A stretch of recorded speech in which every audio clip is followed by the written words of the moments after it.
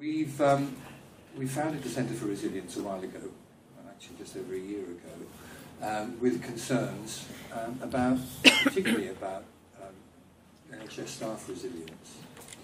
And I think that's come up a lot. Just to recap, over the last 2 weeks, we had Chris Irons, who's a psychotherapist in the East End, but also a neurobiologist who works with Paul Gilbert, the compassion scientist man, looking at some of the neuroscience of compassion. And on the same night, we had Jill Mabon, who's head of the National Nursing Research Unit, talking about her work in understanding the pressures and the cultural nature of the strains on nursing staff. And then last week we had Harry Caton, who's the boss of the Professional Regulations Council, along with Jocelyn Cornwell, ex of the King's Fund, who now is the director of the Point of Care Foundation. And again, they were talking quite a lot about the culture of healthcare. So I think we're all in agreement that this is not about individual strengths and weaknesses, although there are things we can all learn that probably make us more resilient. But there's something in the culture at the moment which is making it difficult for many people to stay afloat, despite the fact that fantastic work is still going on in and around the NHS. Despite something that we think has possibly gone wrong in the culture. And it's always good to start with a joke, except this one isn't really quite that funny, is it? I can't see, I can't concentrate for the word. There's anxious all the time. I'm sorry to hear that, Doctor. And there is a crisis, a multi-level crisis of cost and cure and care and commitment. And I think a lot of us have at times asked that question, where's the art of medicine gone? And have we guidelined it out of existence? And are we working for health, or are we just warriors against disease and death? And where are the values, and where are the system's values, and am I valued? All that kind of thing goes through the minds of many doctors, many nurses, and many of you here tonight may have had that on their mind too at various times. And no wonder that this Pulse survey showed that 43% of docs, the GPs, nearly 2,000 of them, answered the online questionnaire. Nearly 40% of them were in stage 3 of burnout. Yeah, totally backed off, totally out to lunch. Yeah. Out of contact. So effectively depressed. Twice that many were at the second level. Yeah. Angry, emotionally exhausted. And most of them felt their personal accomplishment, 99% felt their personal accomplishment was so low they couldn't do good work anymore. What's something wrong with that? And I think it has to do with this, and it's probably the last time that finance is going to be mentioned tonight, but the little red blobs are the increasing spend on the NHS planned by our government under the austerity cuts. This is what was happening before. Yeah, we were going up at 8% a year. Now that already meant something was wrong with the system, probably. You know, to be continually spending more money to tread water. But look at the gaps already. Yeah, we've got such spending gaps between the expectation and what can be delivered in the NHS that this is a perfect storm, and we can't keep doing more with less. But ultimately, I think we can't keep doing the same either. We've got the wandless cuts, or the wandless levels of expenditure, but we haven't got the wandless engagement. And so, in the words of Albert, what do we want? More prescribing, more reductionism, more industrialisation, more command and control, because insanity really is doing the same thing and expecting something different to happen. And we can't solve problems using the same mindset that created them. And so tonight, ladies and gentlemen, we want to talk about reforming the healthcare culture. And we've got some marvellous speakers. I think many of you know about them, and that's why you're here. We've got a brilliant chair who you will see in the last 2 weeks, Professor Donna Kinnair. But tonight we've got to speak Penny Campling. Many of you will know her book, Intelligent Kindness. What a great title. And I think most of you know Dr. Iona Heath, formerly of the RCGP. But I want to leave you with those thoughts, and it's probably the last I'll say tonight. Don't forget we've got a reception at 8 o'clock or whenever we finish. Plenty of wine, plenty of snacks. Do come and celebrate the end of the series with us. We'll have lots of Q&A at the end, and we hope to get this all edited and online so that we can webcast it as well. But enough of me. Over to you, Donna.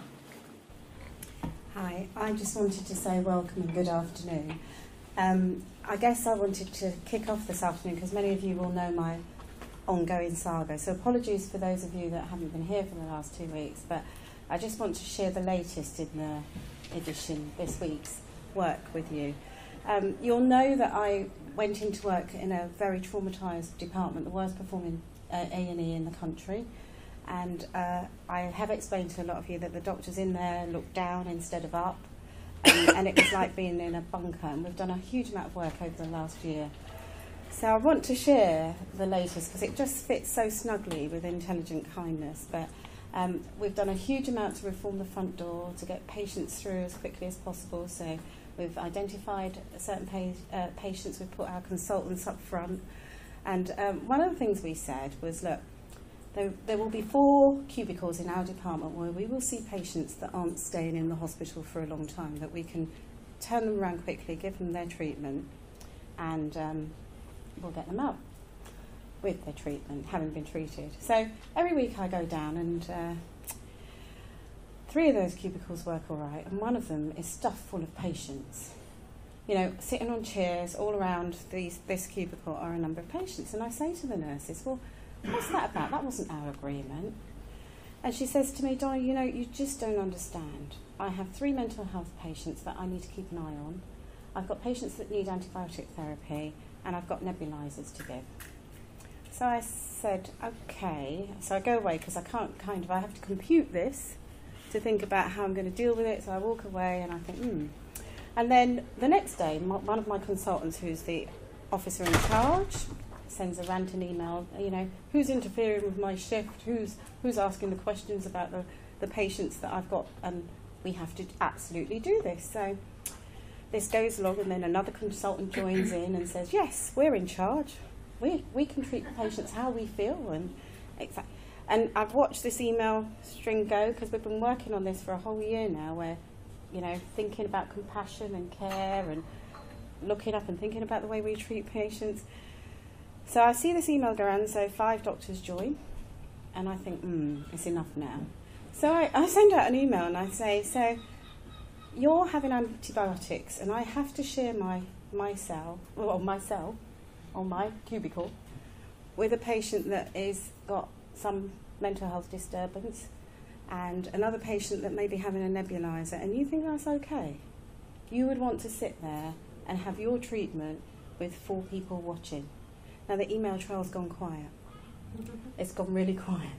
So on Friday we're going to have a discussion. We're going to kick off a discussion in the morning about how we are kind to our patients, because clearly our friends and family test for that cubicle is not going to look good, is it?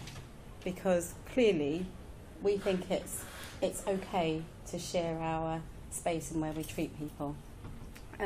So we're about to have that discussion tomorrow, but I just want to say that actually it's not because people aren't intelligent and it's not because people aren't kind, but the pressure that the system creates means that we have to find alternatives. So that nurse that said you just don't understand, she's absolutely right. She does have 3 patients to keep an eye on. And I guess what I'm saying now is the leaders of the system have to find solutions for that, as opposed to creating problems for patient care. So I think I'm really looking forward to tonight. I've really enjoyed the series, as you will know.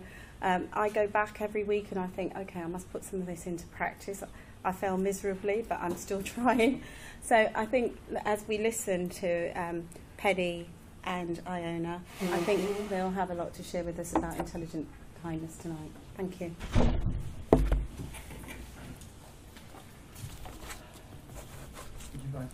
Yeah, rather than holding.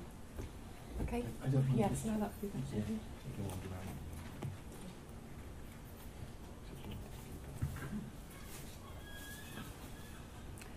It's a funny room, isn't it? I'm not quite sure where to stand. I haven't done a PowerPoint, so you're going to get a sermon instead. I'd like to start by acknowledging that people are here this evening because of the wide sense of pressure and the growing personal cost involved in healthcare work at the present time. So I thought I'd start by sharing some thoughts about resilience, then move on to argue that it's particularly important at this time that we are able to confidently articulate the positive values that should define our healthcare culture, and end up briefly outlining the concept of intelligent kindness. I have to confess, I get very anxious about words that suddenly become fashionable, and resilience is one such word. Unfortunately, I think resilience already links in many people's minds to austerity, the denigration of the poor and the rollback of the welfare state. I'm reminded of Grayson Perry in this year's Reith Lectures talking about the art world and how too much irony can make sincerity difficult. He talks about having an allergy to terms like passionate, spiritual, or authentic. Though he values these qualities, he talks about protecting them, keeping them inside himself, because the words so easily lose their original meaning.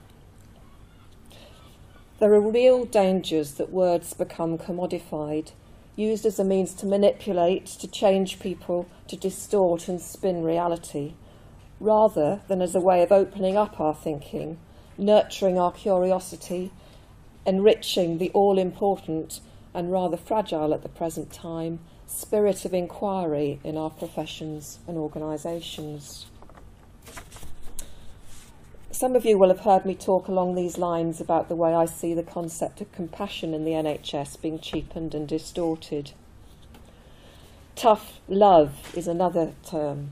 It's a term that started in therapeutic communities, and I remember thinking it was brilliant the first time I heard it. Then realising people were increasingly missing out the love bit and just talking about the tough. And then finally hearing Duncan Smith using it as a reason for cutting benefits and realising I could never use it again. So going back to resilience, I'm worried that the concept will be used by those who have an agenda to toughen us up. You can rise above the fact that your benefits have been cut and you've got to move to a smaller house or pay a bedroom tax whilst you've been moved to a 0 hours contract. You need to be more resilient. Stop whinging about cuts to your service at the very time caseloads are becoming longer and more complex. You just need to be more resilient. Stop moaning about restructuring and yet more change. You need to be more resilient. Resilience linked to management jargon like more for less, must-dos, and get over it. It's not difficult to see how the idea of resilience could be used as a way of silencing us, making serious criticism feel like self-centred and self-interested whinging, a way of blaming the individual clinician for not coping, rather than focusing on the very real and growing pressures in the system. And all the evidence is that healthcare professionals, particularly doctors, do tend to tough it out. We tend to be too stoical, denying our vulnerability, slow to ask for help, and working on long after we should have gone off sick. This is the reason for the high prevalence of drug and alcohol problems and the high incidence of suicide in the medical profession. Once a doctor engages with therapy, our prognosis is better than the general population, but we are very slow to admit we are struggling and slow to ask for the appropriate help. My dictionary defined resilience as the capacity of a substance or object to spring back into shape. So it's not about distancing ourselves from the work, because that ends up diminishing us. It's not about being better defended, because that narrows our grip on reality. It's not about hardening our shells, because donning a plate of armour will weigh us down and rigidify our responses.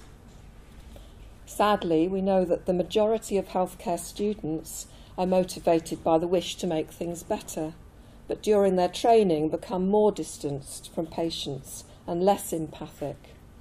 This is not resilience. Resilience implies elasticity. We spring back into shape, emotions and personality intact. Importantly, it's a process, not a trait. It's something we can facilitate in others. It's something we can nourish in our organisations. It's something we can work at. There's lots of really important stuff being done in schools at the moment about resilience and helping children get over failures, indeed reframing failure as an important learning experience. So, perhaps paradoxically, resilience requires us to be more in touch and less afraid of our vulnerability. This is no easy task for healthcare workers.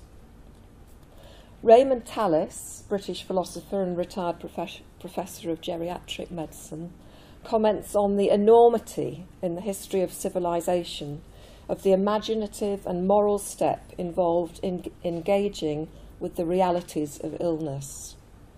He describes a challenging process of cognitive self-overcoming on the part of humanity, and reminds us that humans found it easier to assume an objective attitude towards the stars than towards their own inner organs.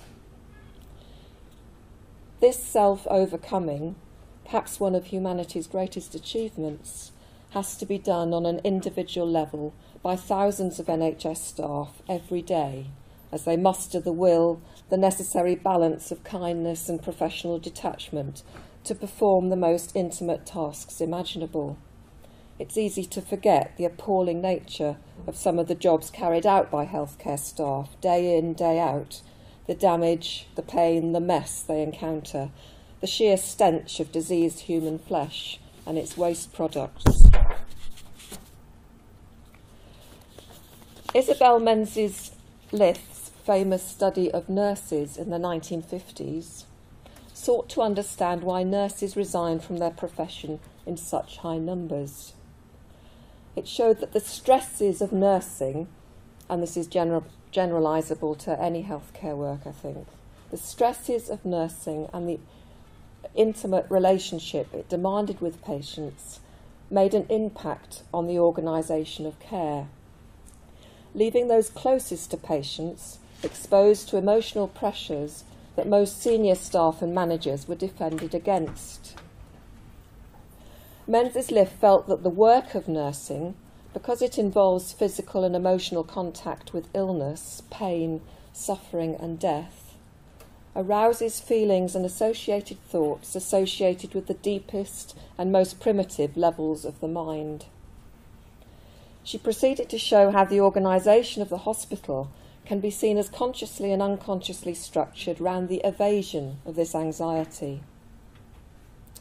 To quote her, she saw that the social defence system prevents the individual from realising to the full her capacity for concern, compassion and sympathy, and for action based on these feelings that would strengthen her belief in the good aspects of herself and her capacity to use them. So it's the idea that frontline staff are robbed of the opportunity to work with their feelings and their capacity for empathy, and that this is narrowing their potential and affecting their sense of well-being and capacity to develop resilience. She also proposed that the success and viability of a social institution are intimately connected with the techniques it uses to contain anxiety. In the intervening years, these ideas have been developed, looking at the goodness of fit between organisation structures on the one hand and the emotional demands of healthcare work on the other. There is little sign that the system as a whole has developed effective structures to support frontline staff process the emotional disturbance inherent in their interactions with sick patients. In fact, evidence from the annual staff surveys suggests the opposite. Moreover, there is little understanding or attempt to contain the primitive anxieties that pervade the system and affect all involved, including decision makers at government level. If anything, there is more disconnection between the policy level of the organisation and the emotional reality of clinical encounters. Menzies-Lith's work was done over 50 years ago. In general, though, there has been a failure to create organisations that are fit for purpose and able to facilitate the emotional work that is such an important component of the healthcare task. This is not an area where there seems to be much will to make use of the evidence base, in this country anyway. Some of you will be familiar with Michael Marmot's study of civil servants, where a major factor increasing the probability of heart disease was the lack of a sense of agency, the lack of feeling in control over work. We know from staff surveys that this is moving rapidly in the wrong direction for many healthcare staff, who increasingly complain that they feel like a cog in the wheel, that they aren't listened to and have little influence over their working practice. In the field of mental health, Professor Michael King identifies lack of respect at work, another sore point for a lot of healthcare staff, as a major factor in depression. More generally, and bang up to date, the New Economics Foundation study on well-being at work, a concept closely linked to resilience, focuses on meaning, purpose, and having something to contribute as important, and identifies 5 factors that contribute to well-being, giving and connecting coming out top. So we need to make sure that resilience is seen as a relational issue. Yes, we need people that are mindful of the emotional impact of the work and can take responsibility for what's happening to themselves. But a collaborative approach to this is much more effective. We are all part of teams and organisations, and we need a system that recognises the emotional cost of the work and can think intelligently about how to create the conditions that nurture qualities such as resilience and compassion. I've recently spent a week in Berlin with my youngest daughter, who's passionate about 20th century history. There can be no better place to reflect on 20th century European history. The German History Museum, the Jewish Museum, the Berlin Experience, along with Cold War Bunker, the GDR Museum, Checkpoint Charlie, the Stasi headquarters, etc., etc. It's a city that has faced its history and allows you to explore it. One finds oneself thinking about resilience. What would I have done if I'd been a Berlin citizen during the Nazi period? How would I have behaved as a GDR citizen? Would I have had the courage to refuse to spy on my neighbours for the Stasi and put my career at risk and my children's opportunity for further education? Whilst I was there, I read Alone in Berlin, a novel by Hans Verlader, written at the end of the Second World War. It's a fictionalised account of a true story of a middle-aged, working-class, uneducated couple who, on receiving the news that their only son has been killed on the Western Front, decide they need to do something against the Nazi regime. So every Sunday they painstakingly write 2 postcards with anti-Nazi, anti-Hitler messages and drop them anonymously in buildings round the city. Painstaking because they're not used to writing, so it literally takes them hours to write the 2 postcards. They are eventually arrested by the Gestapo and sentenced to death. It's made clear in the book and from the historical records that their postcards actually made very little difference. They tended to be handed straight to the police by the first terrified person who happened to pick them up, and on occasions these innocent people would themselves be implicated and duly punished. Most of us are familiar these days with Hannah Arendt's term, the banality of evil. One of the comments on Alone in Berlin is that it documents the banality of good. These were 2 people with good hearts, imperfect and without many resources to call on, who had got to the point in their lives where the most important thing was to make a stand in some way. The other book I read whilst I was there is Red Love, the story of an East Berlin family. This came out last year in translation. It's written by Maxim Leo, a journalist, and it's about his own childhood in East Berlin and the story of his parents and grandparents. I thoroughly recommend it to anyone interested in how ordinary people survive oppressive political situations. Now, on one level, it would be outrageous to make comparisons between our own situation, trying to keep the NHS alive and healthy in 21st century Britain, and the totalitarian regimes of the 20th century. But what did I learn? One of the things it brought home to me was the impossibility of having a perspective on the living history that we're immersed in. There's a telling passage in Red Love where Wolf Leho, the author's father, is watching the Berlin Wall go up in August 1961. Although it goes up almost overnight, he is there at a point where it was still possible to climb over. It crosses his mind briefly, but he has no sense of what it really means, imagines it will be temporary. Here is a passage where Maxim, the author, reflects on this and compares it with his own behaviour when the wall came down in 1989.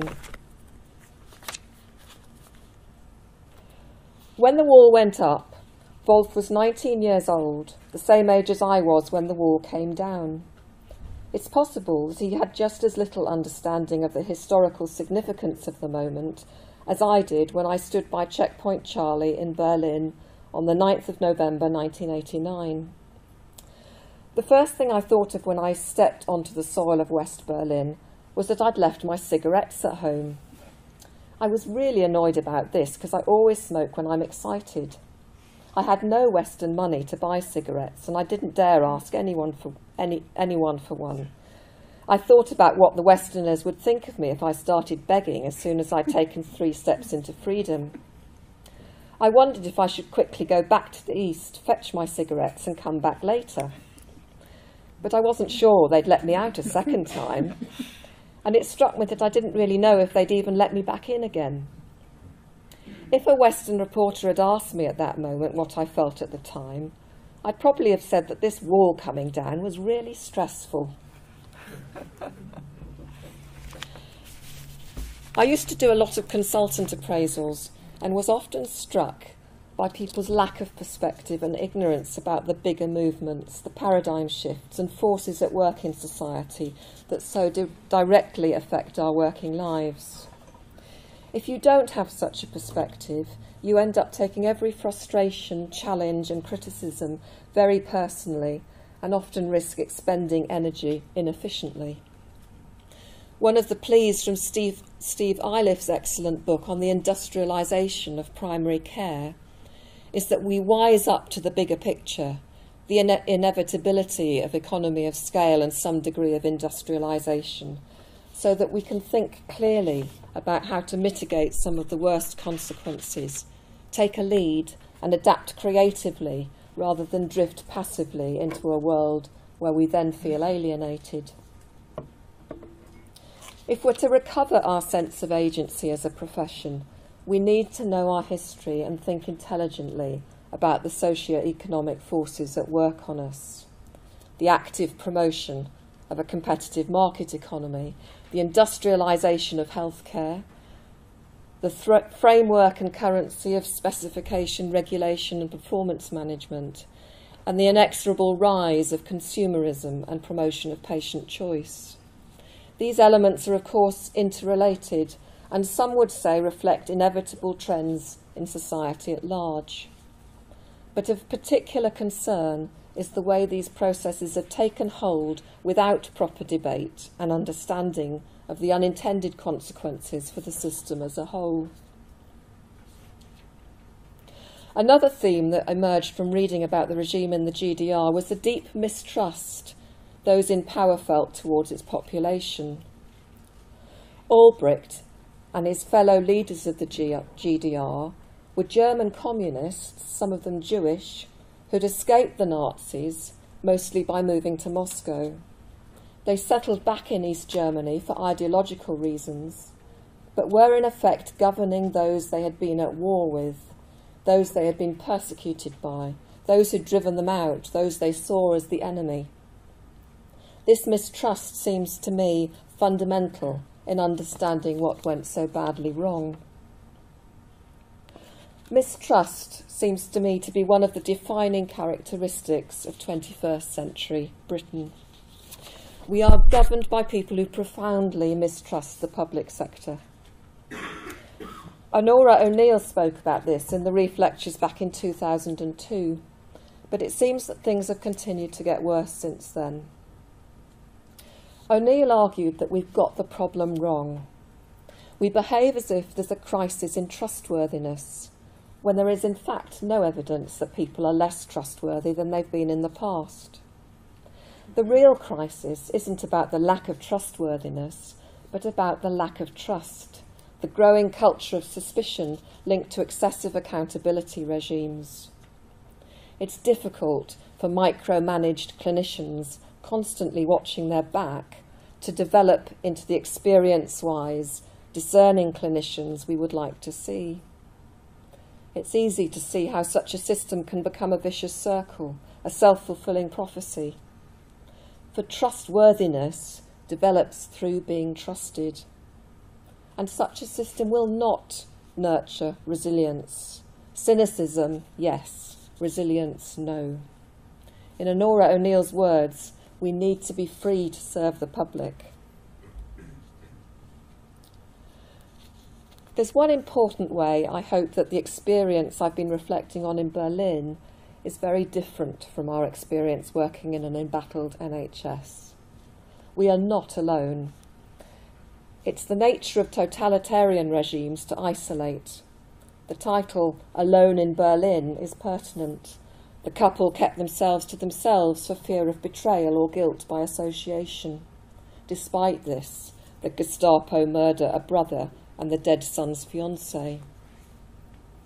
In the GDR, 1 in 50 of the adult population was spying for the Stasi. Even today, as Stasi files continue to be laboriously stuck back together, they'd been shredded at the last minute by the outgoing regime. Many marriages, families and long friendships are devastated by discovering that supposed buddies were actually spies. You simply couldn't trust anyone. Here there are whistleblowers who've paid a high price for speaking truth to power. But in general, the question is why we've failed to act collectively.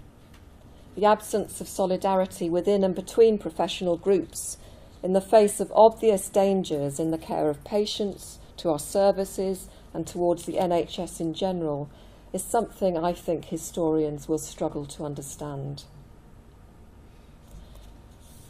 In this context and in the light of the crisis in the culture of our healthcare system, it's particularly important to be able to talk in terms of positive values, to have a clear vision of how we would like to see our organisations function, how we wish to encourage society and the organisations that serve society to relate to the sick and vulnerable.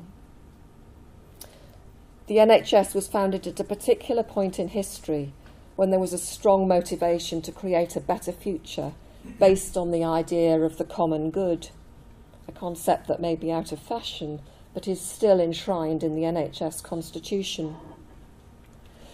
If our public organisations are to flourish, we need to be able to articulate our aspirations in ways that resonate with today's citizens. Just before the historian and social commentator Tony Judd died in 2010, he wrote, "We need to rediscover a language of dissent. It can't be an economic language, as part of the problem is that for too long we have talked about politics in an economic language, where everything has been about growth, efficiency, productivity and wealth, and not enough has been about the ideals around which we can gather and be motivated collectively to resist injustice, inequality, cruelty or unethical behaviour.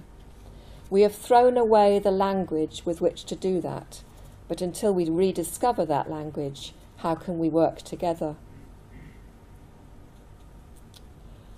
As you know, there's been a focus recently on compassion in healthcare, and some of you will have been exploring this, particularly Paul Gilbert's work on compassionate mind training. But I particularly like the word kindness. I had noticed that kindness was the word often used by friends and relatives who had been on the receiving end of hospital treatment. Sometimes they described their shock at the neglect and lack of kindness, but more often the stories were of small acts of kindness that seemed to have coloured their experience. My dad talks about having had an awful time recovering from surgery, and tells how a nurse took the trouble to comb his hair and settle him down. He tells the story as if this changed his whole experience, and everything started to get better after that. People often talk about the person who cleaned their glasses or made sure their hearing aids were in properly. It seems these acts of kindness that can literally take no more than half a minute can have a huge impact on the experience of being a patient. Now, kindness is a word with an interesting history, and also a word that needs rescuing, for it can evoke mixed feelings in the modern world and easily become a mere synonym for individual acts of generosity, sentiment and affection, for a general fuzzy kindliness.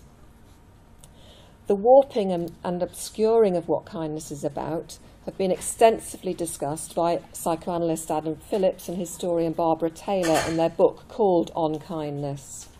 They explore the way in which a philosophy and culture of competitive individualism and the pursuance of self-interest has challenged the value and negatively influenced the meaning of kindness. Kindness, they say, is not a temptation to sacrifice ourselves, but to include ourselves with others. Kindness is being in solidarity with human need. They describe a process in which what had been a core moral value with a subversive edge at centre stage in the political battles of the Enlightenment became something sentimentalised, marginalised, and denigrated through the 19th and into the early 20th century. This is a quote from the book. Kindness was steadily downgraded from a universal imperative to the prerogative of specific social constituencies, romantic poets, clergymen, charity workers, and above all, women, whose presumed tender-heartedness survived the egoist onslaught. By the end of the Victorian period, kindness had been largely feminised, ghettoised into a womanly sphere of feeling and behaviour, where it has remained, with some notable exceptions, ever since. So we're back to Grayson Perry and protecting these words that are so important to us. Let's go back to its core meaning. Kindness has its roots in the Old English word kind, meaning nature, family, lineage, kin. Kindness implies the recognition of being of the same nature as others, being of a kind, in kinship. It implies that people are motivated by that recognition to cooperate, to treat others as members of the family, to be generous and thoughtful. The word has an emotional, cognitive and behavioural dimension and can be understood from an individual, collective and even a political point of view. Intelligent kindness, then, is not a soft, sentimental feeling or action that is besides the point in the challenging, clever, technical business of managing and delivering healthcare. It is a binding, creative and problem-solving force that inspires and focuses the imagination and goodwill. It inspires and directs the attention and efforts of people and organisations towards building relationships with patients, recognising their needs and treating them well. Kindness, we say in our book, is not a nice side issue in the project of competitive progress. It is the glue of cooperation required for such progress to be of most benefit to most people. Michael Sandel, another Reef lecturer, reflects on how we've come to talk about virtues like kindness as if they are commodities, and challenges the idea that they are a finite resource. A quote from him. The notion that ethics, altruism and fellow feeling are scarce resources whose supply is fixed once and for all and depleted with use. This idea seems to me outlandish but deeply influential. My aim in these lectures has been to call this idea into question. I've tried to suggest that the virtues of democratic life, community, solidarity, trust, civic friendship, these virtues are not like commodities that are depleted with use. They are rather like muscles that develop and grow stronger with exercise. So kindness begets kindness. To illustrate how kindness is nurtured in the wider system, a virtuous circle is envisaged, where there is not only a compassionate connection between the clinician and the patient, but the potential for something to happen in the wider system. In a nutshell, the more attentively kind staff are, the more their attunement to the patient increases. The more that increases, the more trust is generated. The more trust, the better the therapeutic alliance. The better the alliance, the better the outcomes. The result of all this is a reduction in anxiety, improved satisfaction for staff and for patients, less defensiveness and improved conditions for kindness. This system will flourish if individuals and the system as a whole are driven by a sense of kinship. This can be expressed as simply as seeing oneself in the patient, or as the King's Fund put it, seeing the person in the patient and delivering the sort of care you would like for your families and friends. This sense of kinship will promote the feeling and expression of kindness, which then directs attention and so on. At an anecdotal level, individuals report that the concept of intelligent kindness has reconnected them to their altruism. And personally, I found it acted as a kind of touchstone through difficult times. There have also been teams, including 1 or 2 board teams that we know of, who have found this virtuous circle a helpful focus when thinking about cultural change. More generally, and if it's one idea you go away with from my talk tonight, it's this. I think it's more important than ever to have an explicit value base underpinning healthcare work. Complexity theorists talk about changing the conversation, and we desperately need to change the conversation at all levels of the NHS. For that we need an appropriate language, which means taking ownership of concepts such as resilience, compassion and kindness, and having a deep understanding of their meaning so that we can engage with the difficult task of making them real.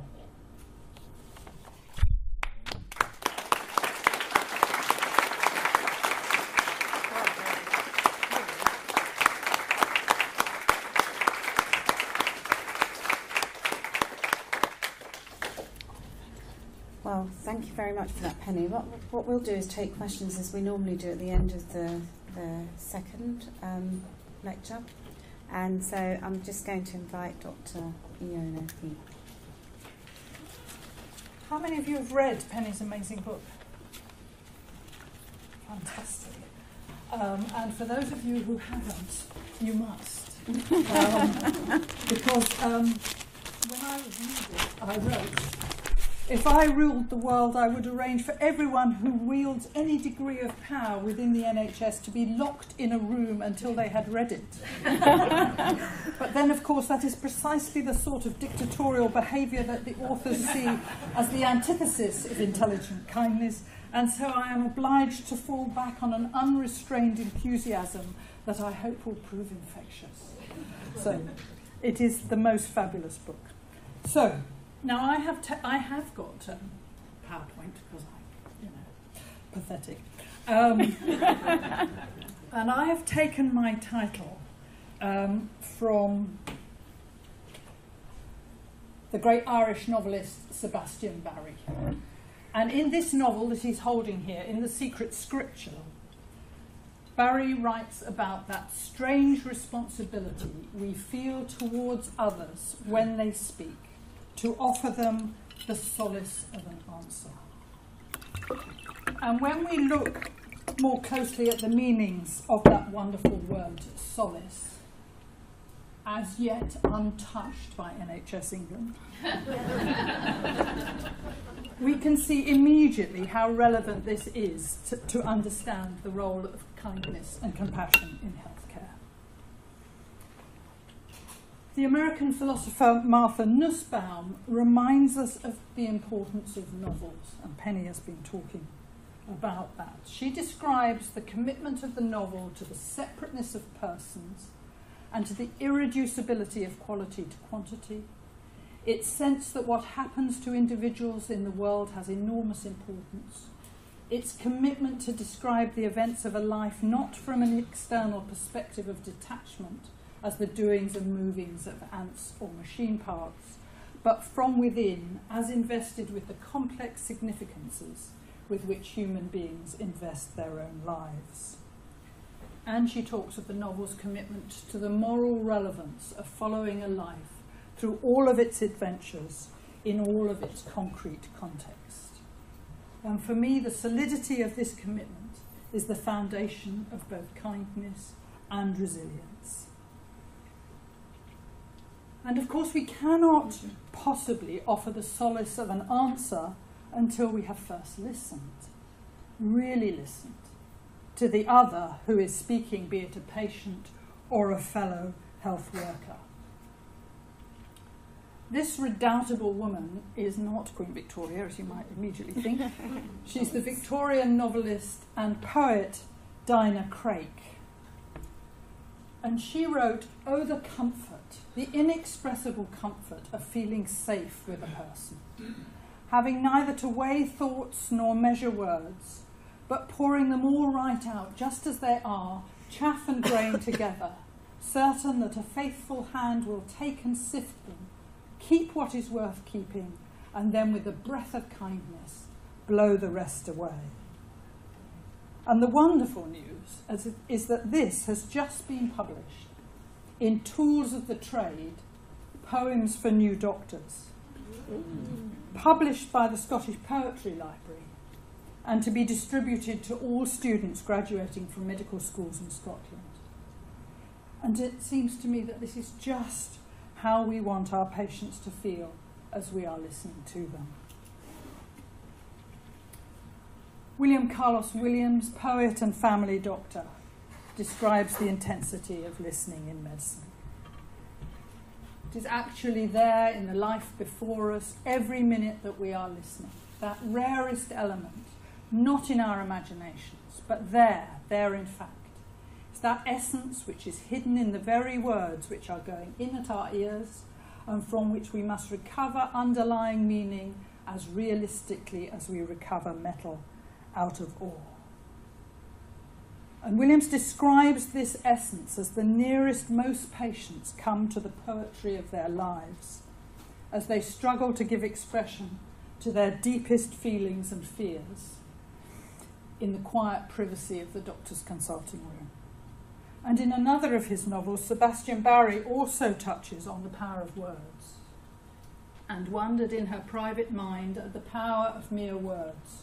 The mere things you rolled in your mouth, the power of them strung on the penny string of a song, how they seem to call up 100 vanished scenes, gone faces, lost instances of human love.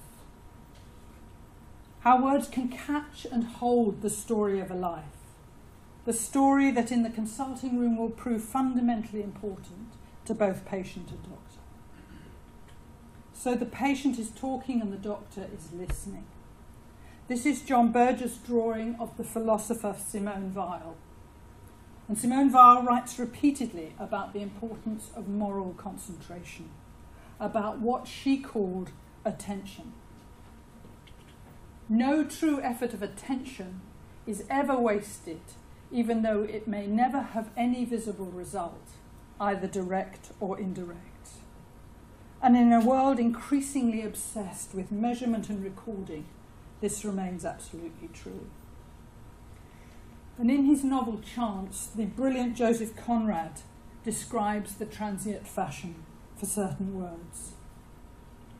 You know the power of words. We pass through periods dominated by this or that word.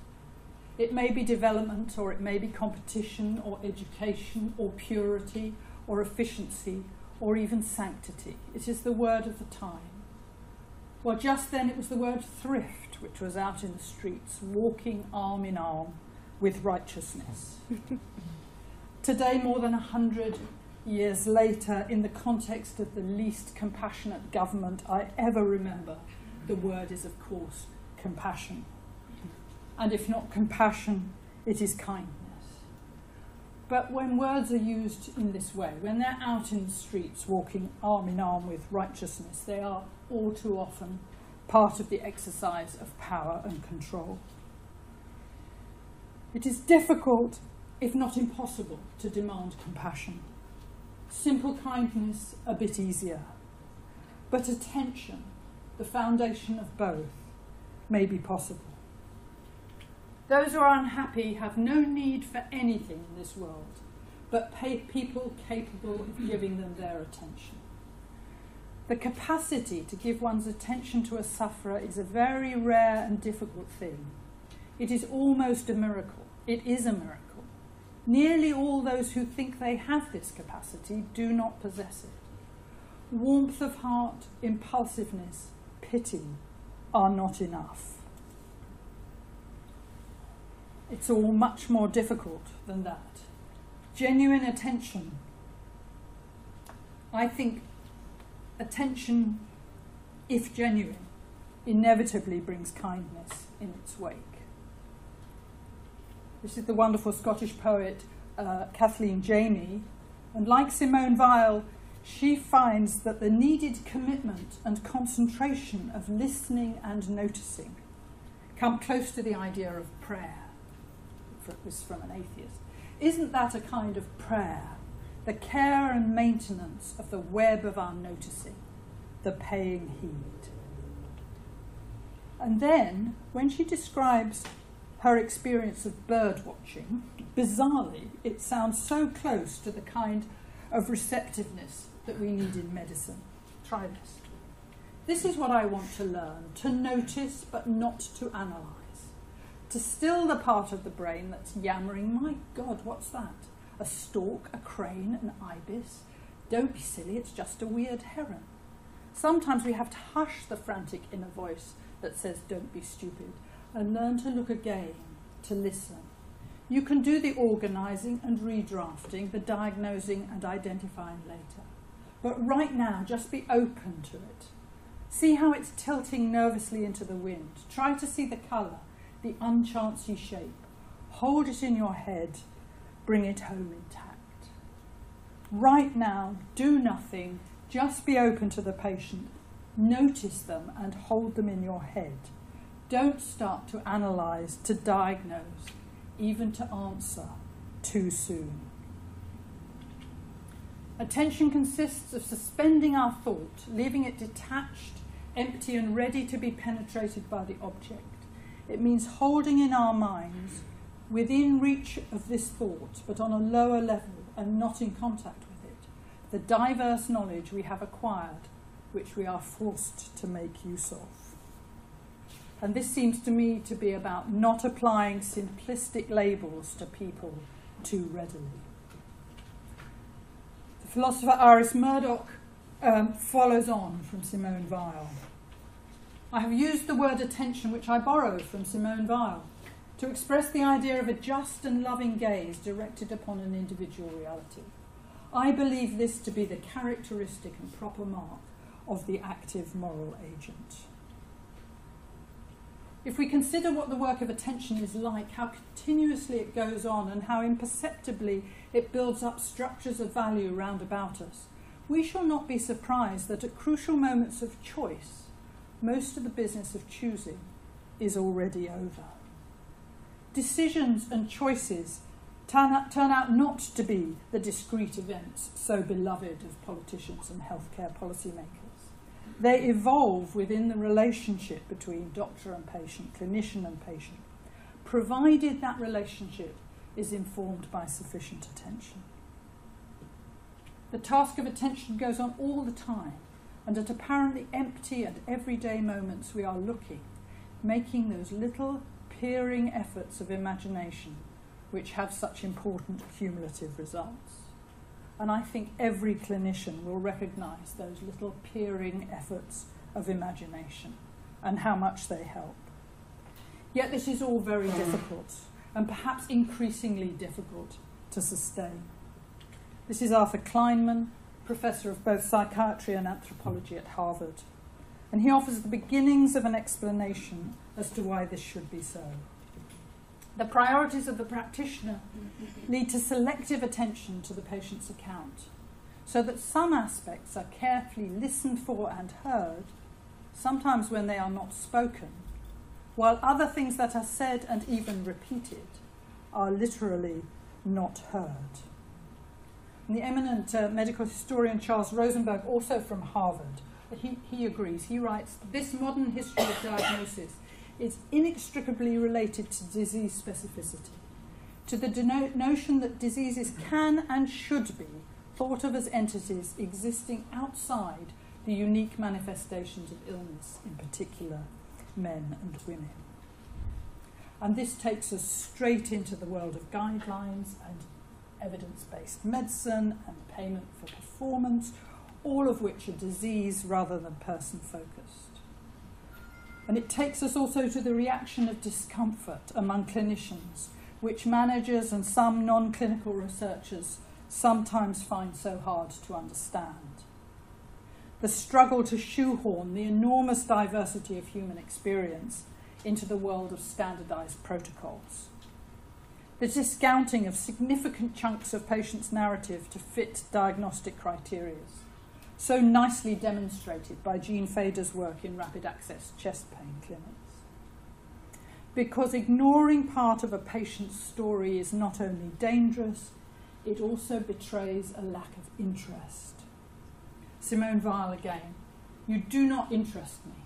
No man can say these words to another without committing a cruelty and offending against justice." Yet we have so little time, and we are hemmed in by diktats, threats, and incentives both direct and perverse.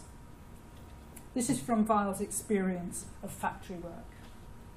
None of the conditions under which she and the other employees worked allow for the essential conditions she believed indispensable for dignity in labour. Among these prerequisites were the possibility for thought, for invention, and for the exercise of judgment. And yet now, even for doctors, these prerequisites are being eroded. Sebastian Barry describes the process in another context. "But it was all in the manuals, and a sergeant major must be faithful to such things like an agnostic priest. And God knows when reason and mercy had fled out of the world, there was nothing like a manual." And sometimes we too feel that reason and mercy have fled out of our world, and certainly out of the world of our patients. And we too take comfort in the manual, in the protocol, in the guideline. The thought of mercy flying out of the world brings me to the ethics of reciprocity, which for me is essential to resilience. Our current government does not appear to understand the meaning of an ethics of reciprocity. The latter is very present in ancient Greek philosophy and in most of the world's major religions, expressed in the insistent warning that one would be well advised to consider the consequences of one's actions. And if politicians are unaware of this heritage, we might perhaps suggest a refresher course in children's literature, where from 1863 onwards, with the publication of Charles Kingsley's The Water Babies, right through to the present day, the ethic of reciprocity has been ever present. The carrot of "do as you would be done by" and the stick of "be done by as you did" seem to have lost their purchase within much of contemporary society, but are as relevant now as they were 150 years ago, and nowhere more so than in health service policy.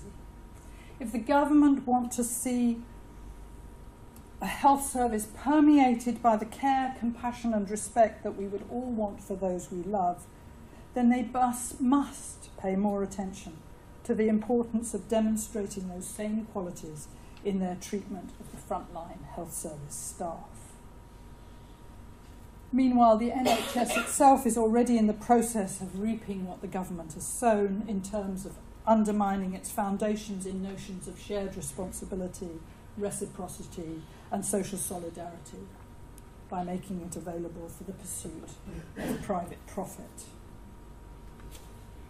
We are currently subject to government by posh boys, for posh boys, which to me seems to mirror to a disturbing extent the predictions found in sociologist Michael Young's 1958 satire, The Rise of the Meritocracy, 1870 to 2033. We've got there rather sooner than 2033. And in 1958, The Economist's reviewer wrote this: Mr. Young's meritocratic Britain, though described with ostensible enthusiasm, is an odious place. His Britain, and particularly England, where the posh boys hold the greatest sway, is England an odious place. And the stories of the health service and the treatment of the poor and vulnerable suggest that it is becoming so. And in the introduction to a 1994 edition of his by then classic book, Michael Young himself wrote, "If the rich and powerful were encouraged by the general culture to believe that they fully deserved all they had, how arrogant they could become. And if they were convinced it was all for the common good, how ruthless in pursuing their own advantage. Is there a better description of the current state of government in general, and Ian Duncan Smith in particular?"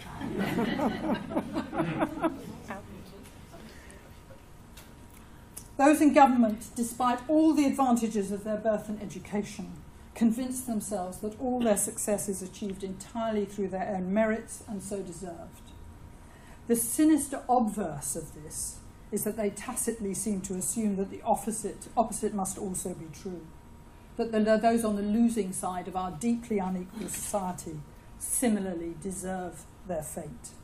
There is no acknowledgement in government rhetoric or policy of the enormous role of luck and contingency in people's lives, so eloquently described by Martha Nussbaum. That much that I did not make goes towards making me whatever I shall be praised or blamed for being. That an event that simply happens to me may, without my consent, alter my life.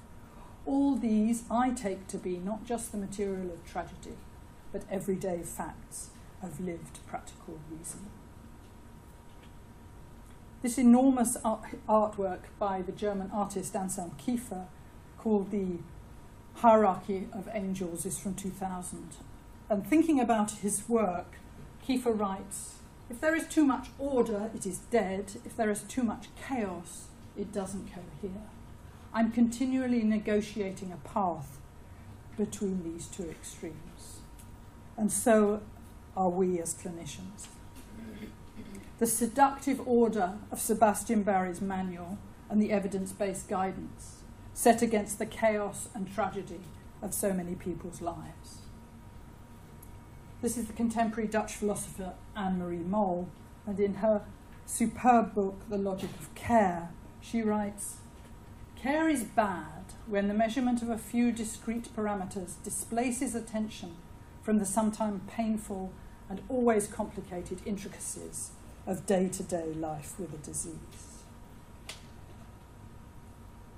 And day-to-day life with a disease is just one aspect of the powerful intersection between biology and biography.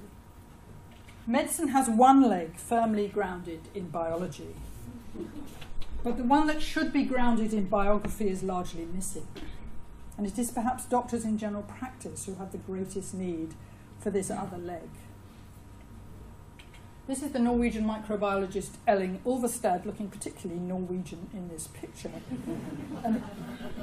But he's written a wonderful article that helps us to unravel the connections. He writes, "As culture is shaped as a cooperative effort along the generations, the human organism is always and without exception a lived body in which history and biography are woven together with interpersonal meaning as well as individual purpose." So he emphasises the importance of paying attention not only to the patient in the present, but also to their history and biography. Adverse childhood experiences in childhood include physical, emotional, or sexual abuse, witnessing domestic violence, growing up with household substance abuse, mental illness, parental divorce, or an incarcerated household members. member. Such experiences have been shown to predict future premature mortality to the extent that people with 6 or more adverse child experiences died nearly 20 years earlier on average than those without any. Each patient is unique in terms of their values, aspirations, and context.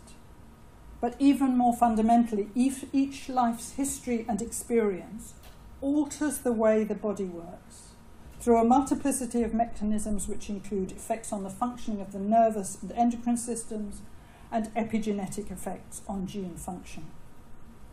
And these processes have the greatest effect in response to early life experience, and they serve to accelerate or decelerate the natural aging of body cells. Socioeconomic inequality and the directly consequent unequal distribution of hope and opportunity play out in premature disease and death for those on the losing side, whatever their cholesterol level or their blood pressure. Yet the damage is not irremediable, and there is now evidence that if lives can be invested with respect, dignity, and meaning, outcomes improve. Remarkably, Goethe understood this perfectly more than 2 centuries ago. When we take people merely the way they are, we make them worse than they are. When we treat them as if they were already what they should be, then we make them everything they could be. And again, that's swinging its way to Scottish medical students. And it seems to me to be precisely the role of kindness and attention in the care of patients and in nurturing the resilience of frontline healthcare workers.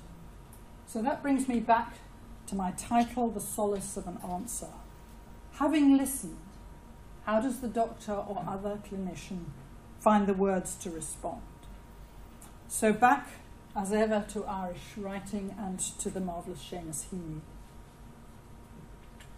That whole creative effort of the mind's and body's resources to bring the meaning of experience within the jurisdiction of form. And of course he's talking about the form of a poem, but his words apply equally well to the form of a diagnosis, especially a broad diagnosis that incorporates both biology and biography. When they try to provide the solace of an answer, clinicians aspire to name what they see, hear, and feel. And this wonderfully wise old man, John Berger, recognises the importance and power of naming. And they know too that what they have been subjected to in their lives is intolerable. And the naming of the intolerable is itself the hope. When something is termed intolerable, actions must follow. These actions are subject to all the vicissitudes of life, but the pure hope resides first and mysteriously in the capacity to name the intolerable as such. And Simone Weil also touches on the enduring presence of hope in terrible circumstances. At the bottom of the heart of every human being, from the earliest infancy until the tomb, there is something that goes on indomitably expecting in the teeth of all experiences of crimes committed, suffered and witnessed, that good and not evil will be done to him. It is this above all that is sacred in every human being. The harm suffered becomes imprinted on the body through neuroplasticity. But this is not a one-way process, and the brain's capacity for adaptation can also be the means of making people better. Each of us constructs a more or less coherent autobiographical narrative which is constantly reviewed and refined. It is through the story of a life that we make sense of what is happening to us and begin to make sense of the world. The freedom and the delight is that stories can be changed. And if doctors and other clinicians, by listening and by investing in their solacing answers, the experiences and perspectives of patients, investing them with respect and dignity, that can help to shift stories that have become damaging and stuck. A story of failure and suffering can be recast as one of courage and endurance, in the face of impossible odds. One of inability to cope at work can become one of exploitation and seeking solutions in forming alliances and in activism. So let me end where I started with Sebastian Barry. It is always worth itemising happiness. There is so much of the other thing in a life. You had better put down the markers for happiness while you can. Thank you. It's time for us to open up the floor to questions. I just wanted a thought, just from what we said, was how are we to spread that shared humanity? And I was thinking reading poetry, or books, is a good way to start, certainly from the talks from both our speakers tonight. So let's just open up the floor for questions. I'm going to run up and down as I usually do. I'm John Conley. I lead a small psychotherapy service in Westminster for homeless people. And I've attended the last 3 events, which I thoroughly enjoyed, found inspiring, passionate, and very hopeful. But I'm left wondering, what next? What do we do now? And I can't help having a sense that everybody here probably agrees with everything that's been said. But again, my sense is, are we the right audience for those messages? And are the policymakers, the politicians, are they being addressed? And how could they be addressed? And what kind of language could be developed that they could hear? We can hear and relate to the language that's being used, but could other people with such vastly different life experiences and journeys?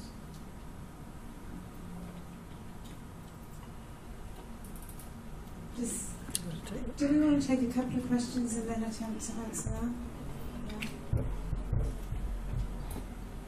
Thank you. My name is Naomi Fabry, and I am trying to do something which is introducing curiosity into the system, which I think is a very human concept.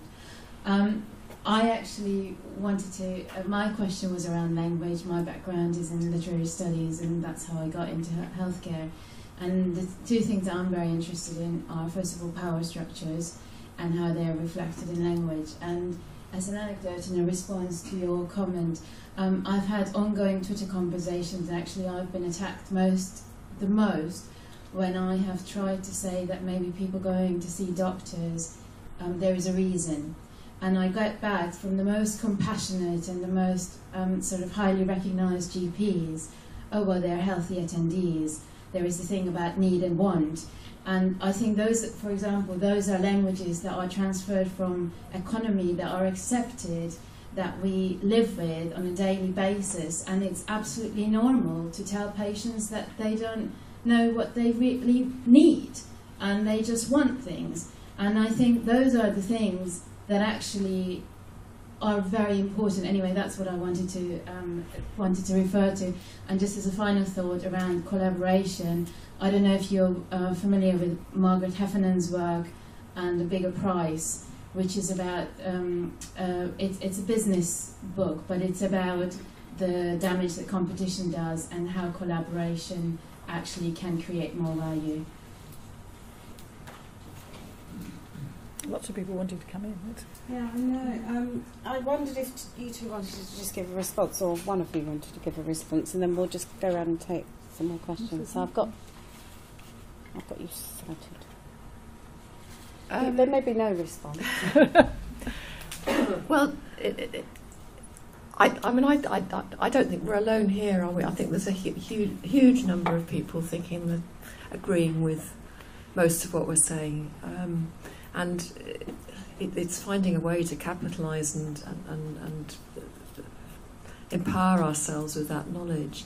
I mean, one thing I would say is that I think we have to be very careful that concepts like intelligent kindness and compassion don't just get sort of hived off and compartmentalised. When I go around talking about intelligent kindness, I really push it very hard that this is not about a spectrum with kind of compassion and kindness on one side and efficiency and effectiveness on the other. The whole point of our virtuous circle is that actually, if you're motivated by the sense of kinship and therefore more attentive and more attuned and all the rest of it, you are going to be more effective. And I think that's a message we need to stop these false dichotomies. I absolutely agree with that. And has anybody watched the videos of Andy Burnham speaking to the Hillsborough disaster families at which anniversary is it? Is it 30 years now? He spoke at 20th and 30th. They are the most extraordinary videos, because at the first one he's along there to represent Gordon Brown, and he's just doing, I'm a political spokesman and I've come to express sympathy and saying those sorts of things and going through the motions. And people start to shout at him from the cop. And when he goes back the second time, he's treated as a returning hero, because he responded to that feedback and became curious and really got on board in the whole fight for justice for the Hillsborough disaster families. And so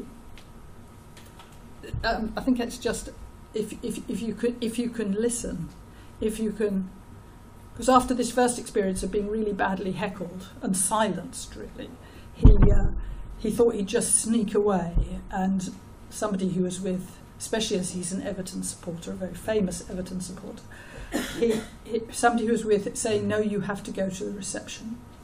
And he's going up the steps of the town hall in Liverpool or somewhere, and Kenny Dalglish is standing at the top. Sorry, those of you who don't understand, don't follow football. And he said, in an accent I can't possibly imitate, are you come to upset them all again? But it was his in a way, his courage of going back to confront the anger that actually began the process of dialogue and conversation and an extraordinary mutual respect and recognition. And it's kind of, I don't know why I think it's relevant, but I think it's deeply relevant. And I also, I think we all have to believe in butterfly wings and hurricanes. Everybody always wants to have a movement, a new organisation that's going to change the world. And I think we just all have to do our very best and hope that somewhere that all those little bits of commitment and activity add into something bigger. It's quite interesting, because I think the very first lecture, a very similar point was made about how do we capitalise on some of the political issues that we need to raise as a group. But I think it's an interesting perspective that from an individual you can do it as well, in terms of the actions that we take with our patients. But the other thing I just wanted to say is it's really valuable to take time out and think together. How often, I look at, great people, but they're retired. I have to do a day job and then come and think about this. And I'm sure many of you here have done a day job and have taken time out to be able to think with others, like-minded, to think about how we react to this. And that's the start of a movement. Does that's my view, is it's the start of something. So I know people want to do that. 28. A year home. Remember center town the door and the stop me again. Mama get you all. I get the because sad because I can't talk problems there. We all want to go into see and daughter the man and this stomach. So in case you didn't quite catch what Sean was saying, he was talking about his experience as a patient. He's actually got a great doctor, hasn't he? Yeah. But he's worried that doctors won't make the effort to try and understand him. Yeah. Thank you. How powerful is that? Thank you. I wonder if I could comment on the title, Solace of an Answer. I think you hinted really in what you were saying, becomes a tyranny in the end. I'm a therapist working in counselling, and I find that when I'm working with clients, getting to the place where there is no answer, and there is a solace in recognising that there is no answer, and that you can hear and stay with the client in that particular depth of despair.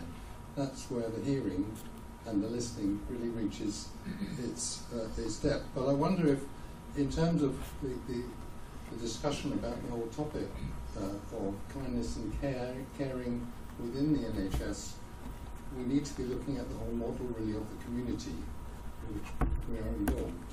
And it's not simply that of professional clinicians, of administrators. It also includes the political people who make the political decisions. And in a community, the place of strength and growth comes when you go beyond stating your position and standing on that position and moving beyond it into a place of emptiness, where you are willing to put your own view on one side and listen to the other party or parties that are involved in the group. And I wonder if, rather like our friend who spoke there, with the difficulty to communicate because of his language and his ability to speak, sometimes none of us actually is able to speak as clearly as we would like to speak. But when we can come together in silence and listen, then we have the possibility of moving forward.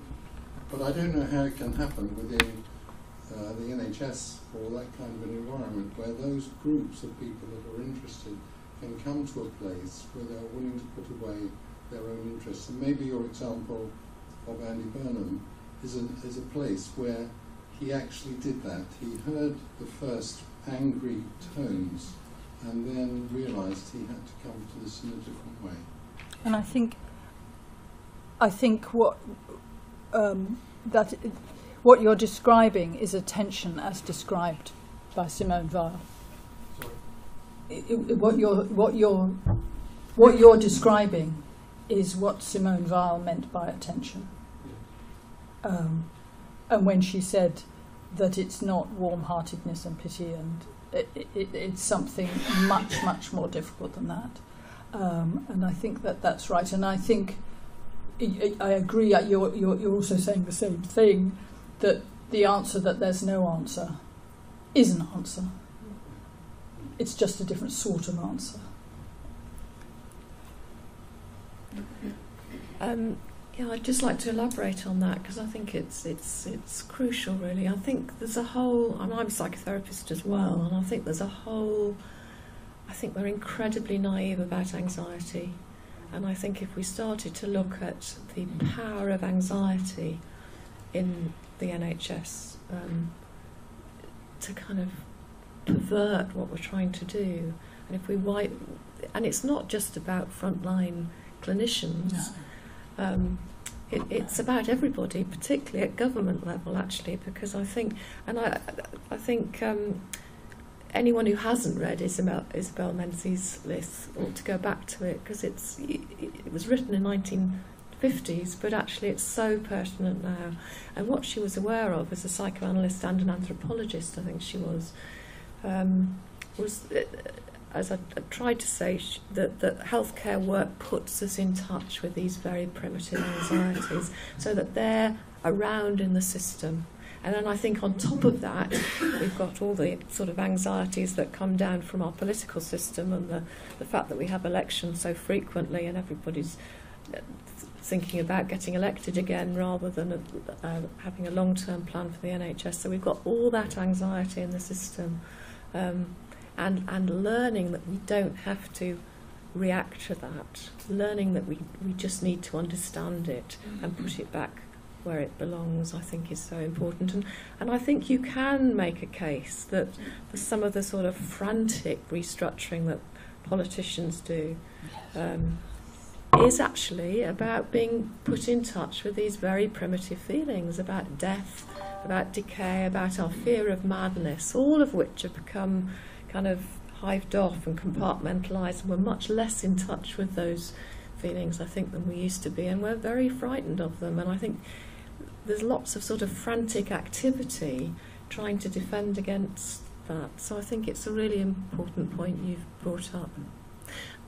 And I'd just like to comment on Sean's point, because I think that's really important as well. And I think one of the problems with the NHS, and it's getting worse and worse, is that it works if you're middle class, articulate, educated, and can kind of battle with the system and get your story across very quickly.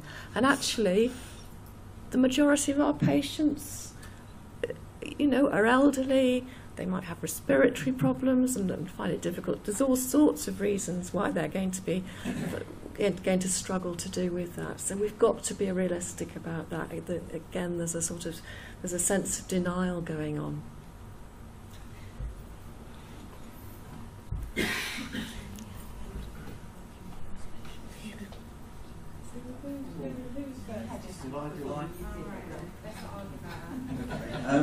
I'm a GP and a GP trainer, and I think a couple of years ago I may have been one of the little people on that slide initially put out, sort of heading towards possible burnout and suffering some of those symptoms. And I also saw it in my trainees who undergo an incredible amount of stress going through their getting to become a GP, and their heads are full of guidelines and protocols and what they need to do and what a consultation involves. And what they then lack is the ability to connect with the patient in front of them. And I very much ascribe to the theme of attention being so important, because I can just describe my own personal journey, and what I went through was the discovery of mindfulness as a way of learning attention. And that has sort of transformed my life and crucially transformed the consultations, because now I do listen, and the development of kindness and compassion in my own relationship with my patients has been really quite impressive, and such that I all the time looking at how we can bring that to trainees and doctors and colleagues. And there is evidence from the States about mindfulness courses in improving resilience in doctors, and one of the things I'm looking at is doing some research and just doing some courses that are accessible to GP trainees or the GPs, and try to improve that attention. I just wonder if you've got any thoughts on that.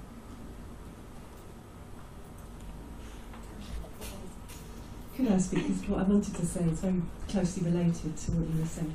So my name is Louise DeBrown, I'm a GP in Southampton. I was so excited about the fact that you were both speaking. I've made the effort to take the time out. And I read Penny's book on the basis of Iona's recommendation, so it worked for at least one person, thank you. But in addition to my work as a GP with homeless people in Southampton, I wear another hat, which is that I'm the director of the undergraduate medical programmes at medical school in Southampton. And actually what I wanted to kind of ask you about and reflect also is, so the question is, Penny particularly, you talked about the fact that resilience is a trait, something that we can develop. And you, I guess I wanted to tie that to some of the drive at the moment from Health Education England to be recruiting for values into the profession. And so the question that I have for both of you, I guess, is what would you do to recruit for values? What do you think we should do in the process by which we recruit medical students to try to look for characteristics that might be valuable, because I'm not sure we necessarily have got it right. And the second thing, which was perhaps the observation, which is related to what my colleague just said, was thinking about what we do to medical undergraduates during the course of their training. We, for example, do medical humanities with them, and we encourage them to read novels and poetry and be creative. But the other thing we're thinking about is doing some work with them on mindfulness, and other medical schools, both in the UK and internationally, America in particular, are looking to develop mindfulness. So those were 2 points. I'm aware there's a couple more questions over there. Should we just, do you want an answer first, and then, because otherwise we'll forget the question? Yes, that's true.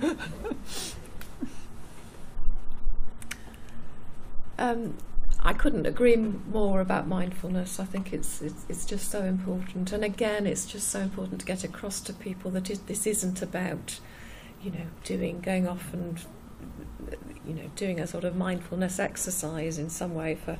Although that's going to be very helpful. It's about a kind of continuous being aware of how things are impacting on you and what that's doing to you and processing that.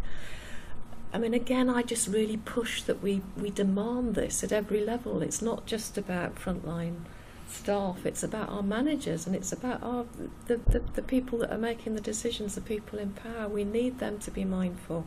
And it's not an optional extra that's going to kind of make them feel better and put off their heart attack or whatever. It's actually, we know this would make a difference, and I think we need to be finding ways of saying that very strongly. Do you want to answer that one?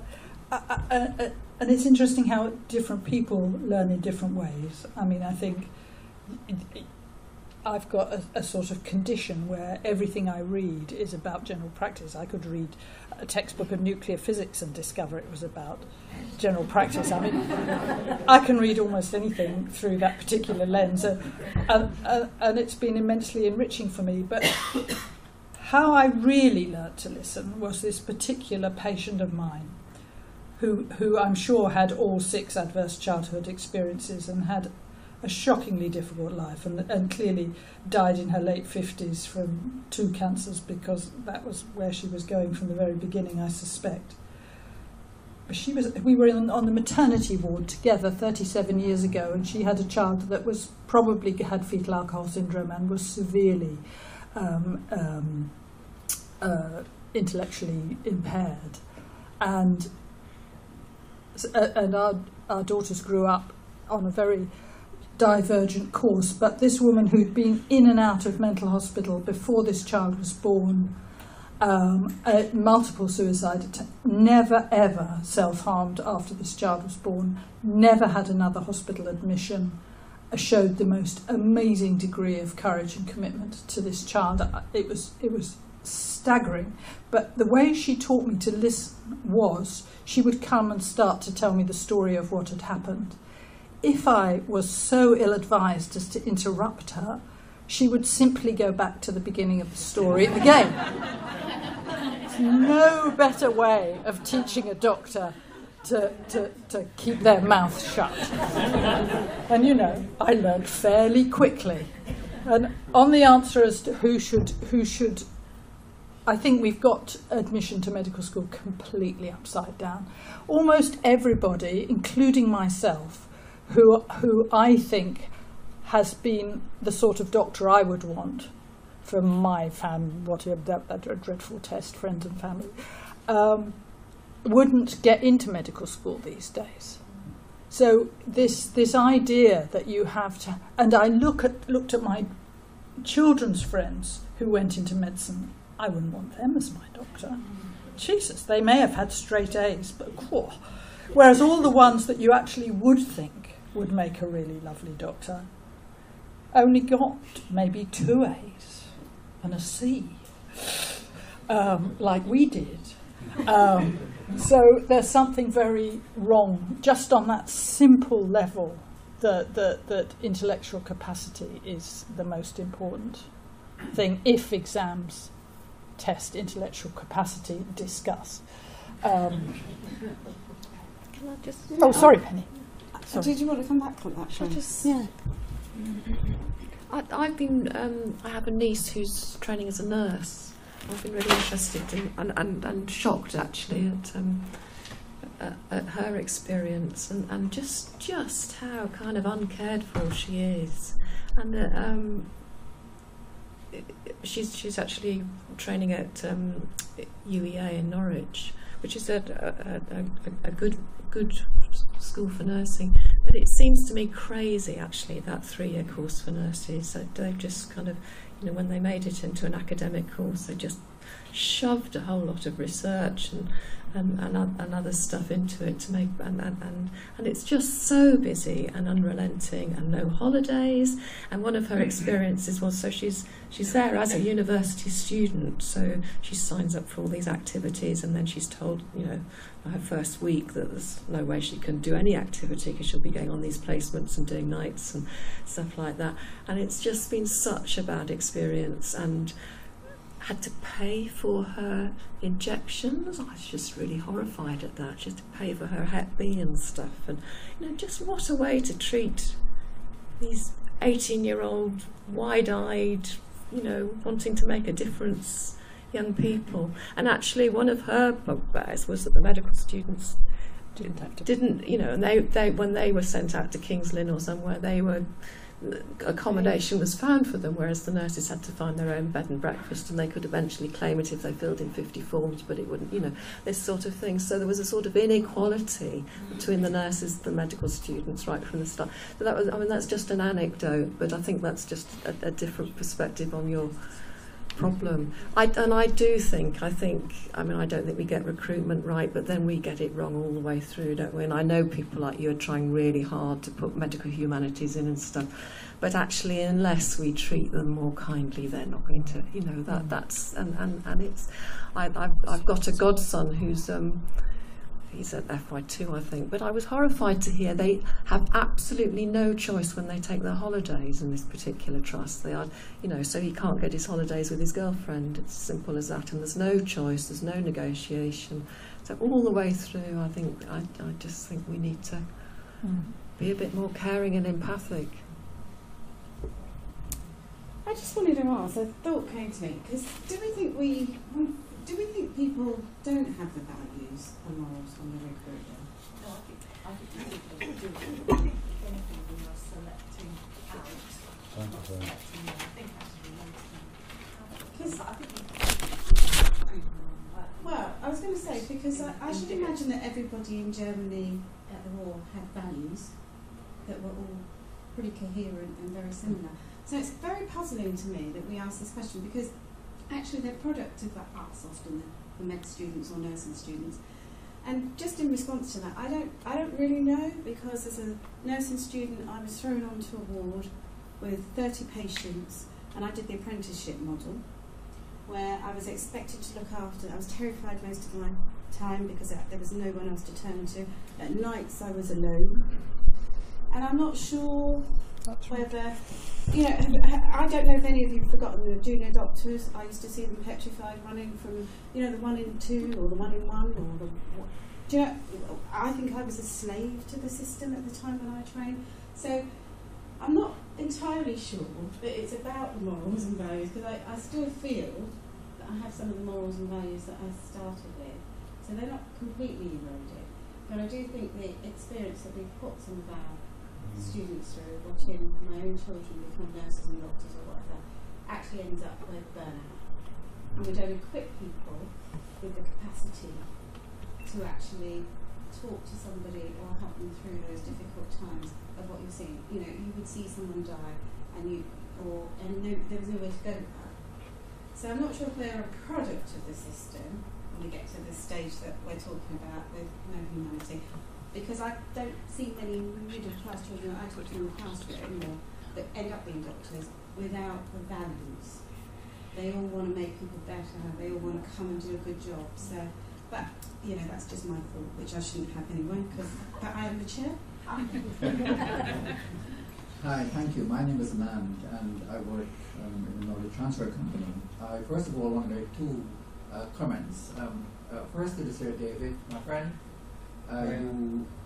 you've demonstrated again your capacity to be not only insightful but very persuasive at inviting a very amazing collection of key people to share conversation about care, compassion in the NHS. And I very much enjoyed Penny's presentation when I heard her here last year.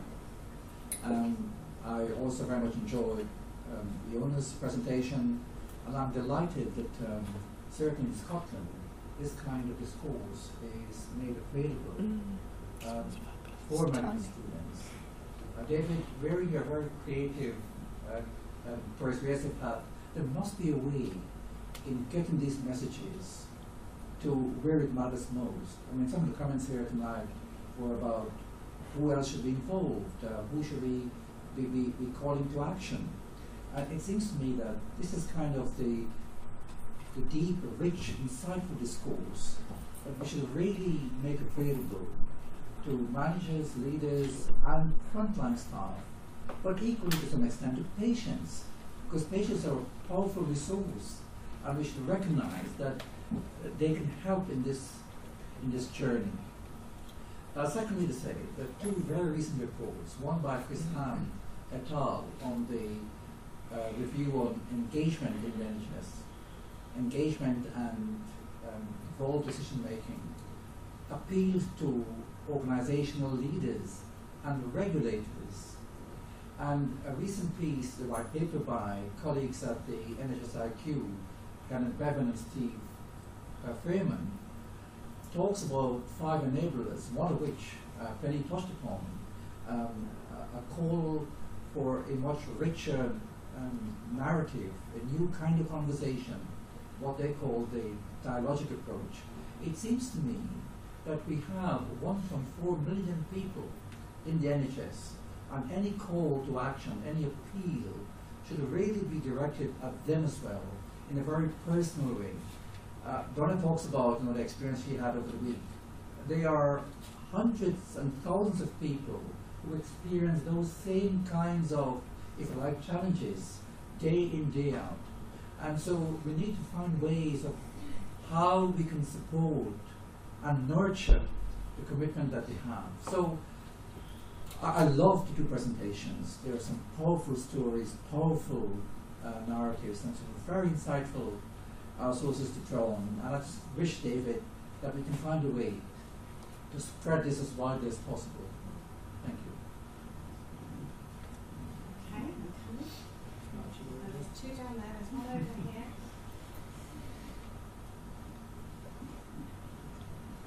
Thank you very much for incredible talks. My name's Andy Brody. I'm the founder of an organisation called Frameworks for Change. I'm actually going to hand over to my daughter, who's here with me tonight, who I think wants to say something about her own experience of the broken culture. I was too scared to put her hand up herself. From the perspective of someone who, I'm 15, I'm still at school, so really I have no experience. That's the honest truth. And a lot of the things you've been saying tonight, I have no way of relating to.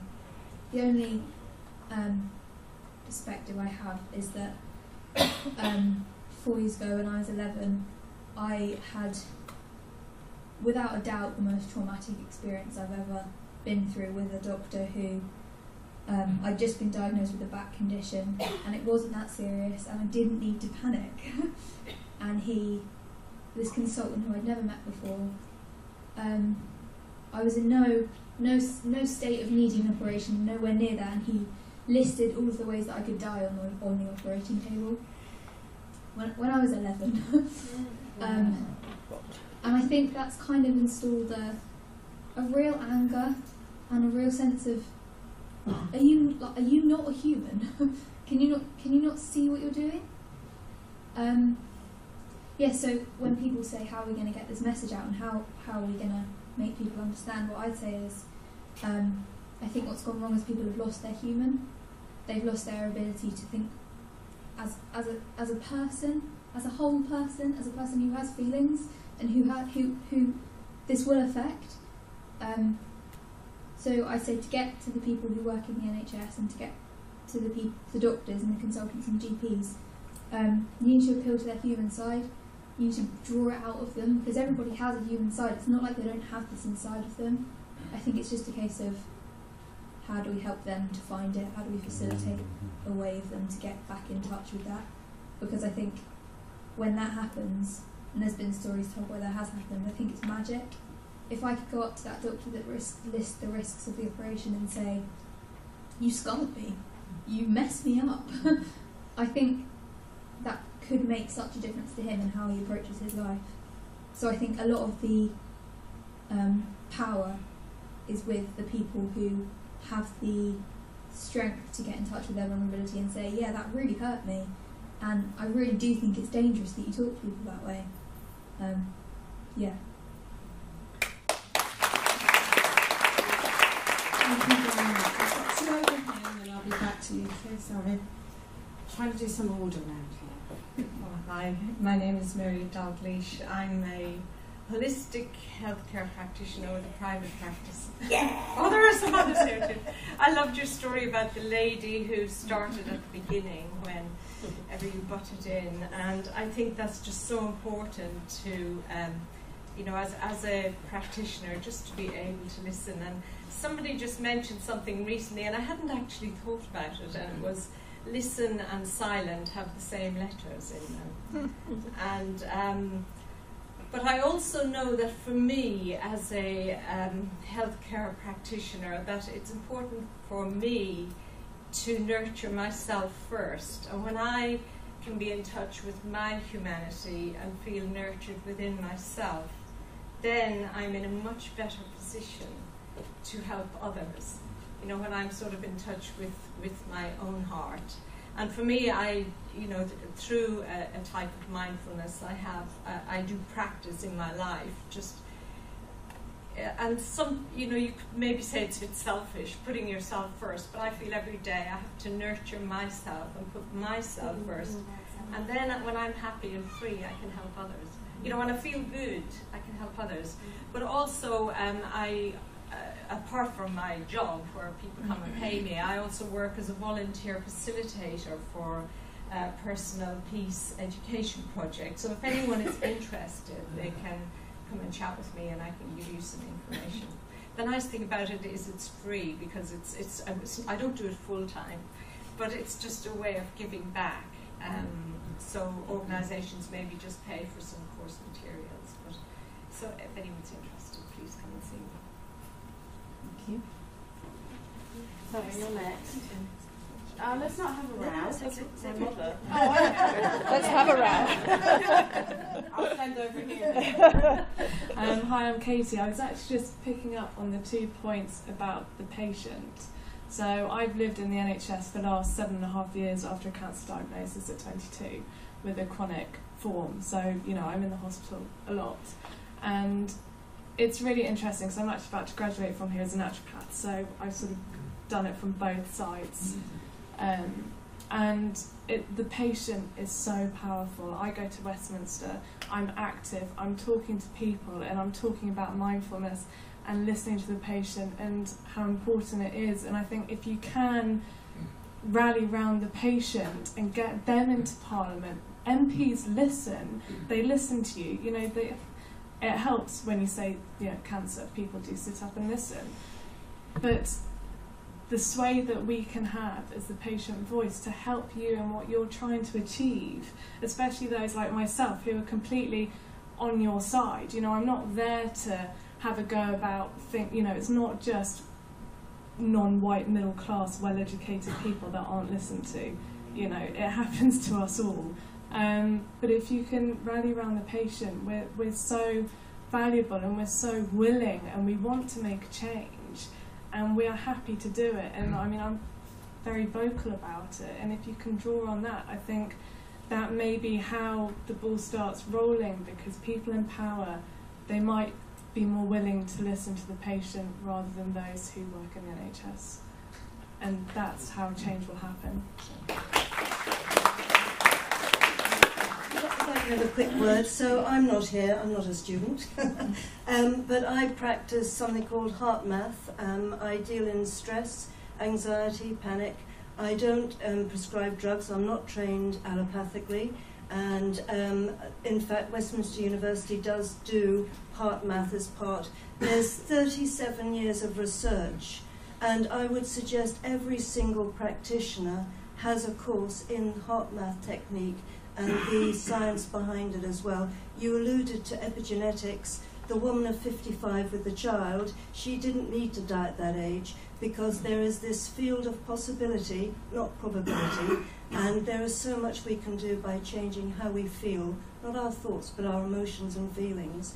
And I would say look into this, the plug for the university, because it's very powerful, and we just need to reconnect with ourselves. And the reason we question values and morals is because we're all triggered. We're all on fight or flight. We are digital watchers in a Timex watches in a digital age. That's from Die Hard 4.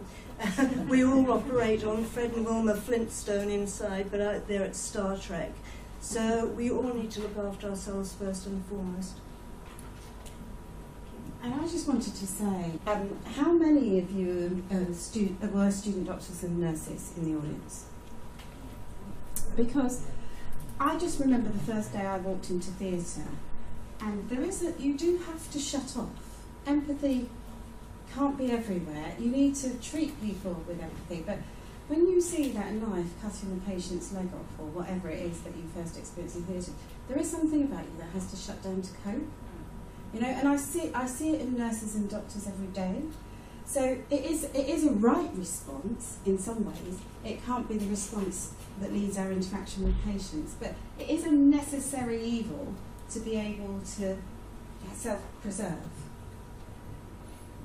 Thank you. I'm going to stand up because I need to be in two places. I'm Catherine Waddington, and I'm here as head of psychology.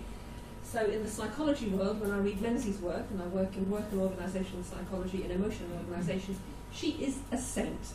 Seminal work.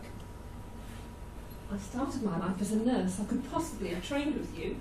In the nursing world, you ask nurses, what is the most important piece of research, nursing research, and less than 5% will tell you about Menzies and will even know about Menzies. And as somebody that's worked in the field of professional education in nursing, but I'm now fully in psychology. Oh my God. Schizophrenic. Yeah, but I'm actually professionally ashamed and embarrassed by what we have done. And I started my life as what was called a clinical teacher when we had enrolled nurses, and we were the second-class citizens. And a lot of people who were in education in the 1980s, when I was first moving in that way, were the scary night sisters who'd clawed their way into education and set the culture and the tone, some of which we see now.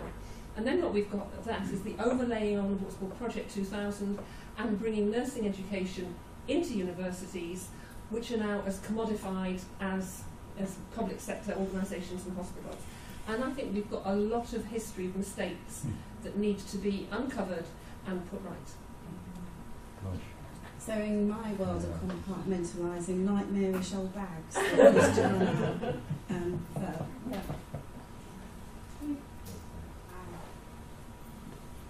Hello, my name is Steve Davidson. I'm a manager at the Maudsley Hospital. And I hesitate to say I'm a manager because I'm maybe one of the only people of this type in the room, which is why I thought it was very important to speak up at this point. I've attended all three of these lectures and I've enjoyed them enormously. I was very struck by the first question this evening about what can we do and how can this be something that can actually contribute to change and to action. And I don't have the answers whatsoever, but one of the answers must be there needs to be more involvement or discussion or presence of people like me in these types of events. I don't think managers find a lot of what you've talked about particularly a problem or particularly alien, and I think we need to find a way of really allowing managers to engage. We talked about mindfulness, we talked about thoughtfulness, all of these things. Managers have a very difficult job at the moment, but I think we really need to work terribly hard to allow them to use themselves in the way that is going to assist in getting our services back onto a more humane basis where that has slipped away. Good for you.